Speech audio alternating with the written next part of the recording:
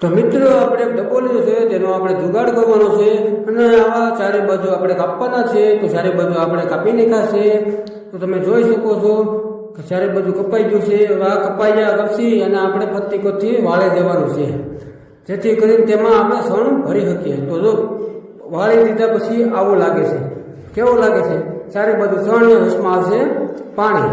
તો આને આપણે હવે ફટ્ટી બોર્ડર બાંધીએ, કેમ કે પતરું લાગે નહીં. તો જો બોર્ડર બાંધ્યા પછી તમને કેવો લાગે તો તમે જોઈ શકો છો. જો આ રીતનો લાગે છે. તો આને હવે આપણે ઝાડે બાંધી દઈએ ને એમાં આપણે હવે છણ નાખી દઈએ ને વીસમાં પાણી ભરી દઈએ. તો તમે જોઈ શકો છો કેવો લાગે પ્રતિકો છણ ને વીસમાં પાણી. તો ચકલા છણ સરીને પાણી પી શકે.